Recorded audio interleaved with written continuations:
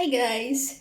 So, kagigising ko lang and morning routine, gumagawa ako ng puree food ni baby.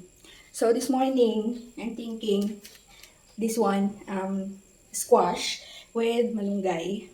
So, papakuluan ko lang to together dun sa malunggay for like 15 minutes and then i-blender. Tara, samahan niyo ako. Ay, nako, ang aga akong nagising. Mga 5:30 lang siguro. Kasi nga, nag-jogging Nag-jogging ang aking jusawa. So, ito pa yung squash na binili namin sa palengke. Yesterday, ng Sunday. Dahil today is Monday. Maaga ulit nagigising dahil nga Monday na. So, may duty na ulit sa trabaho. Ayun. Actually guys, this one, yung squash, gustong-gusto ng baby ko to. Kasi nga naman, ano siya, parang creamy na matamis. Ganun yung lasa ng squash. Tapos mas masarap kung medyo malabo. I don't know kung anong tawag sa inyo pag malabo. Basta, may klase kasi ng ibang kalabasa na yung mag-ara kainin. Parang matubig siya na parang, anong tawag doon? Parang buhangin. So, hindi siya goods. Kahit naman pag nilalagay yun sa gulay, sa mga ulam-ulam, ganun. And then, malalaman mo pag medyo malabo, guys. Kasi, matigas yung balat niya, mahirap siyang balatan. Like this, hindi siya yung dire-diretso, parang napuputol siya. Ganon. So, mostly, ginagamitan ko to ng yung pangbalat talaga. Ang tawag dun? Basta yun, nandoon ka. So, tinatamad akong kunin. Kaya kutsi-kutsilyo na lang. So, in a day, twice ako gumagawa ng puree. Minsan, yung ngayon, this morning, 2 beses. Kasi nga, para sa isang araw, 2 klaseng food yung kakainin ng baby ko. So, yun. First ngayon, squash and malunggay. And then, yung pangalawang foods, di ko pa alam kung ano. Lulutuin ko. Siguro, peras and ano na lang, apple kasi para 'di ba gulay and then fruits. Ayan, so nag-start ako mag-introduce ng puree foods is 6 months baby. 6 months siya, na-introduce na ako. Kasi nag-formula milk na kami for like mga 5 months pa lang siya. So, hirap pag umaalis ka ng bahay. Tapos breastfeeding ka pa. So, it's a struggle. Though, good siya kay baby dahil nga, syempre, di ba? No substitute. Yung nga lang, yun. Medyo struggle dahil, tapos lalo na pag stress si mami, so, medyo tumitigil. So, yun, kaya nag-shift na kami sa formula milk. Going 6 pa lang siya. Ayun, so, nag-puree na kami. So, ayan. Kumain ka na. And then, isasalang ko lang sa kalan. And then, akit ako sa taas kasi meron kaming tanim doon na malunggay. Though, medyo maliit lang naman siya. Kunti lang yung dahon, pero pwede na yun. Hindi na kami bibili sa market. And para kay baby, mas better ko lagay yung sariling tanim niya sa backyard. Kung meron na sanang malawak na lupa, daming tanim. Ngayon, sa lang kami? Sa paso lang. Paso lang. Kasi nga, wala wala nang space. May mga tukod na ng mga kabahayan. Yung dating taniman ng mga gulay. Alam mo yun? Okay. Yan na.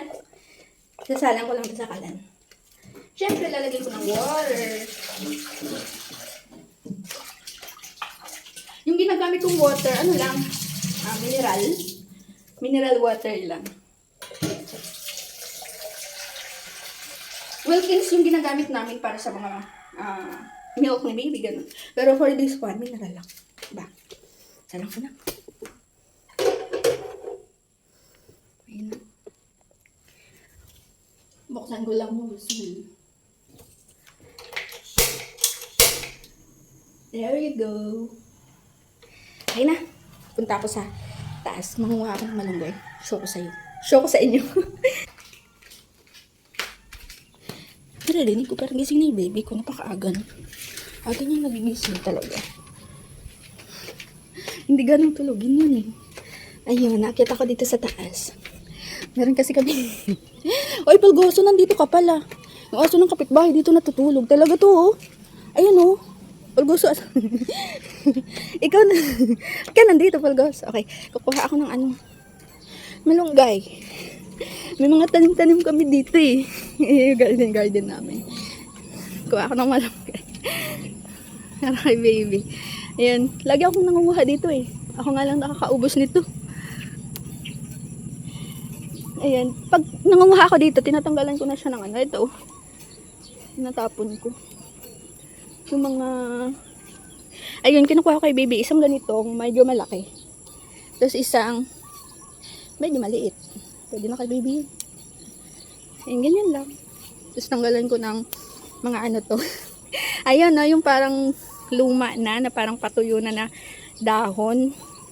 Kasi din mo magagamit yan. Ayun. Pag umuulap dito, kasi rainy season na, di ba? So, mamumuhay na yung mga halaman namin dito. So, meron din kami ditong ano eh, talbos. Before, meron kami mga tanglad kasi lang wala na. And then dun sa baba, marami kaming gabi. Ayan. Gabi. So, minsan nangunguha. Binan ko. Okay, let's go. Okay na ito, guys. Medyo makulimlim.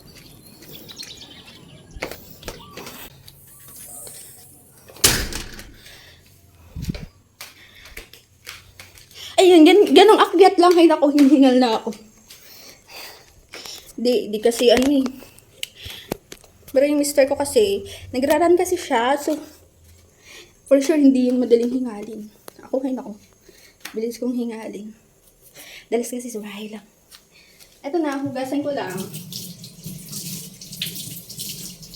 Tapos, hinuhugasan ko na siya bago tanggalin sa tangkay-tangkay. Tapos saka, tanggalin, ayan.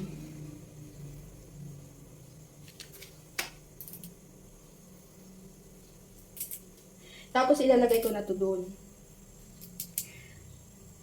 O, diba? Kayo guys, anong buwan kayo nag-introduce ng solid food kay baby nyo? Pero mostly kasi, diba, parang advice talaga is 6 months. But, others, parang nasa-start ko sila for like 4 to 5. Kasi, nakadepende din kasi sa kahandaan ni baby. So, yun. Tsaka may mga ano naman yun, signals. Pag pwede nang solid food si baby. So, ayun. Malunggay. Ilalagay ko na ito doon. Kasama. Tchanan! Yan. Pakukuluin ko lang for like 15 minutes. 15 to 20 minutes. Para lang sure talaga na ano. Lutong-luto. Sure talaga na kulong-kulo siya. Diba? So, wait ko lang. Mga ilang minutes pa. Naka 5 minutes siguro. Ayun. Ayan guys. And then from time to time, sine-check ko lang siya with my spoon. Pinipindot-pindot lang. Kung malambot na ba siya. Ayun o. Okay. So, medyo malambot na kasi madali lang naman talagang palambutin yung madali lang naman talagang palambutin yung squash. But, talagang ine-extend ko pa ng ilang mga minutes para talagang lutong-luto siya. Kasi baby kasi yung kakain eh. So, 'di ba? Kailangan lutong-luto talaga. Mahirap mag-risk. Hindi mo kailangan madaliin yung mga pagkain baby. Ayun. Alam niyo ba guys? Grabe ang lakas na baby magatas. Nisip ko kung kunyari, full formula milk talaga, ang lakas talaga. Buti na nga lang eh, nagpo-puree na. So, talagang ano na talaga, morning, lunch, dinner, yun na yung kain na. Tapos, ayun, natatawa nga ako sa pamangkin ko. Kwento ko lang, okay, story time. Kasi medyo yun eh, picky eater. Hindi siya ganun mahilig kumain ng mga gulay, ganun. Tapos, nang nalaman ng mom niya na yung baby ko kumakain, sabi ko, ay, kumakain na yan ng mga different gulay and fruits, ganyan. Kasi yun nga lang blended. Oy, talo ka pa ng ano, ng pinsan mo, ilang buwan lang. Ganon. Kasi may mga ganon kasi talaga eh. Picky eater. Ganon. Pero matchas, ano sila, kumbaga nakakasabay naman sila sa timbang, sa edad. Okay lang yun. So, yun. Ito yung morning ko. Tapos, right after this, gagawa naman ako ng sarili kong food para sa breakfast ko. Then, magta-time in sa work. Tapos, working. Abang si baby ko, nandun sa kabilang bahay sa lola at lola niya. Kasi hindi ko kaya.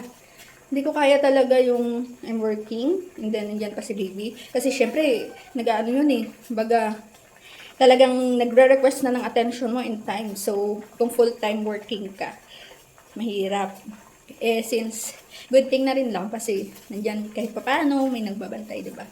Ayun. So, ginagawan ko lang siya ng food doon. Tapos, check kung ano pa yung mga needs, gano'n, ano ginagawa niya. Yun, from time to time.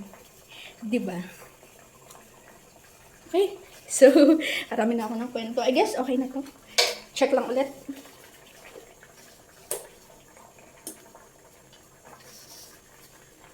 Okay, kunti pa.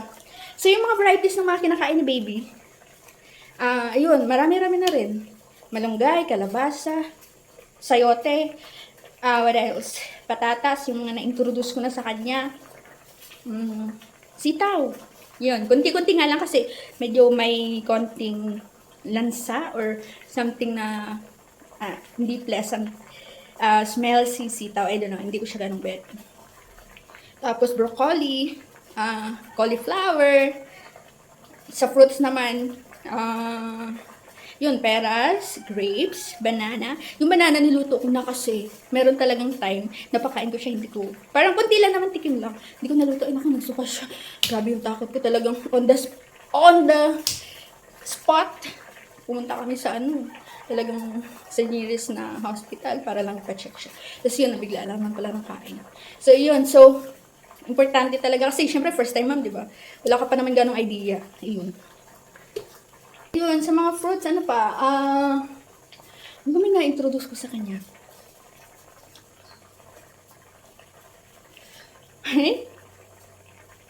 Watermelon. Ayun. And then sa meat, na-introduce na siya ng chicken. Laging chicken lang. And then, yun, egg. Boiled egg. Prito. Pero pag nag-fry ako ng egg niya, hindi ako naglalagay ng mantika. So, puro lang talaga. Tapos, minamash ko siya na super pino-pino lang. Kasi wala pa namang bagang yun na para mag-grind ng food like us, di ba? So, yun. Meron pa lang siya, 2 ngipin sa taas. Lalaki nga, cute tingnan. Tapos, sa baba, meron din. Ayun, so okay na to. Ang kumakas natin. And then, yun, okay na to. Yun na. Okay na.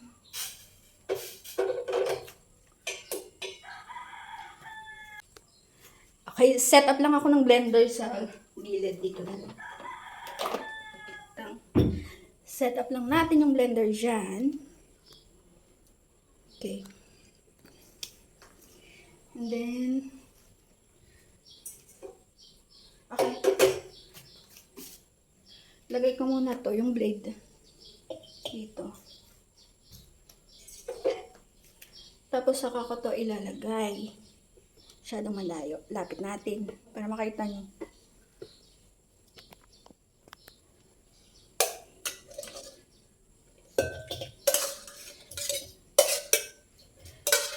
Hindi ko nilalagay yung water guys pero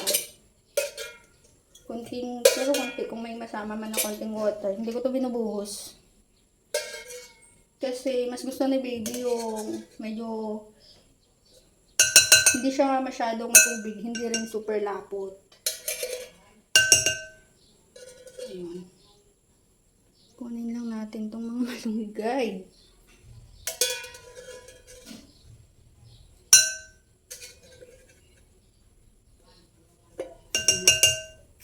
Okay. Ayan na, nakikita niyo ba? Tapos, actually kanina, nagsaing na ako. So, Kanina I'm thinking, di ba, squash and malunggay lang. So, nagbago yung isip ko, lalagyan ko na siya ng kanin. Since luto naman na yung sinaing ko, so lalagyan ko siya. Mga ilang spoon lang. Ayan. Yung sinaing na to, for breakfast and lunch ko na to. So, yun, nalagyan ko ng konting kanin. Yung food ni baby. So, 1, 2, 3. Siguro, 4, 4 spoons. Ganyan, maliit lang naman yung spoon ko. Hindi naman to yung spoon na ginagamit talaga natin. Parang regular size na. So, yan. Ito na.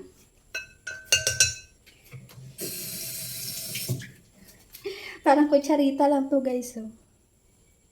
Ayan. Takpan lang natin. Then, ito yung butter.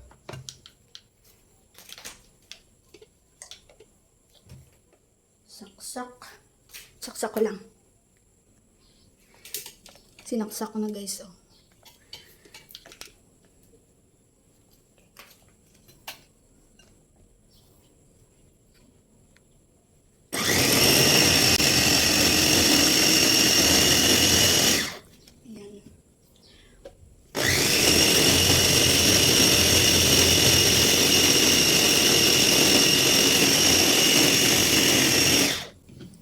Ayan, tapos, mga ilang ikot lang. Hahaluin ko ulit. Tatanggalin ko to, yung blade. Tapos hahaluin ulit.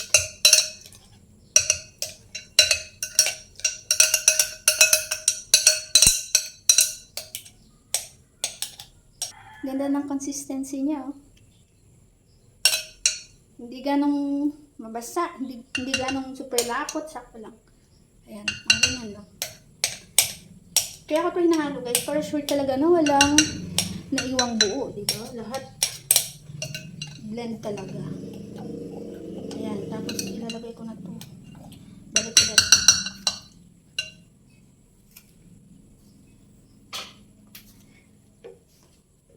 Yung food na to ni baby, good for 2 kainan. Breakfast and then lunch.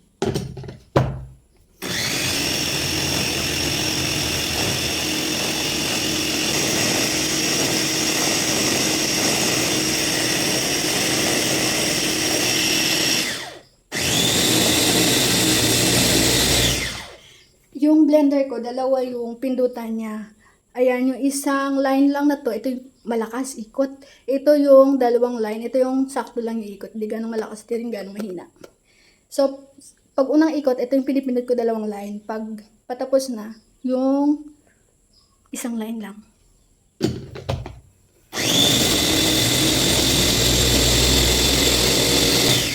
Ayan. I guess, okay na to. Okay. Wow.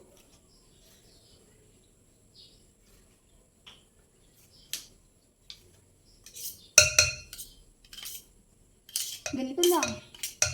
Easy, right? Easy peasy. Ayan. Ayan, pwede na to kay baby. Ayan na yung food ni baby.